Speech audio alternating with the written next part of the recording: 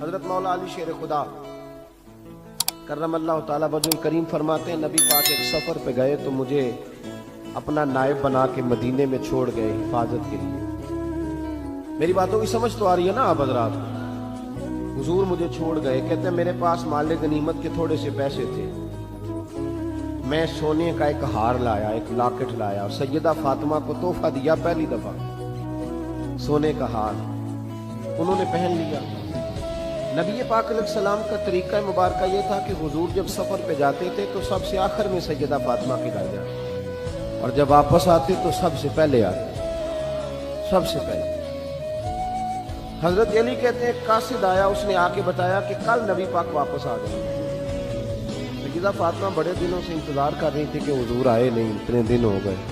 جب جا کے بتایا نا کہ کل حضور آئیں گے تو کہتے ہیں سیدہ نے صبح سے صفائیاں شروع کر دی، کھانا پکایا اپنے محبوب کے لیے، حضور کے لیے بہترین کھانا بنایا اور بہت ساری تیاری کی۔ کہتے ہیں حضور آئے، حسب روایت حسب عادت، وہی مبارک عادت جو محبوب کی ہمیشہ سے تھی، نبی پاک آئے، پہلا قدم سیدہ فاطمہ کے گھر میں رکھا، السلام علیکم کہا، اور سیدہ نے وعلیکم کہا تو حضور نے ان کا چہرہ دیکھا تو واپس چلے گئے۔ حضرت فاطمہ رونے لگ گئی۔ مولا علی شیر خدا کہتے ہیں میں گھر آیا تو بی بی صاحبہ زاروں قطار رو رہے۔ فاطمہ کیا ہوا؟ کالی پتہ نہیں، حضور سلام لیا واپس چلے گئے، ایسا کبھی ہوا ہی نہیں، پتہ تو کریں۔ شیر خدا کہتے ہیں میں مسجد میں گیا تو نبی پاک بھی ایک کونے میں بیٹھ کے رو رہے ہیں۔ میں نے کہا یا رسول اللہ آپ یہاں رو رہے ہیں، فاطمہ وہاں رو رہی ہے، بات کیا ہے؟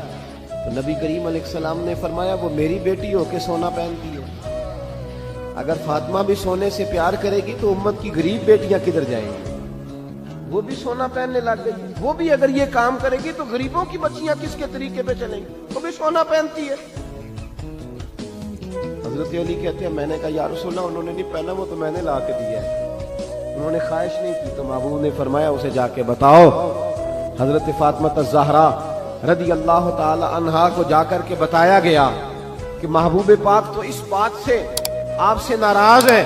حضرت فاطمہ نے اسی وقت سونا اتارا، کہا علی جو مدینے میں سب سے غریب گھر ہے اسے دے آ جا کے۔ بھائی نبی پاک نے انہیں سادگی میں رہنا، پاکیزگی میں رہنا سکھایا، انہیں حسن سکھایا، انہیں عبادت سکھائی۔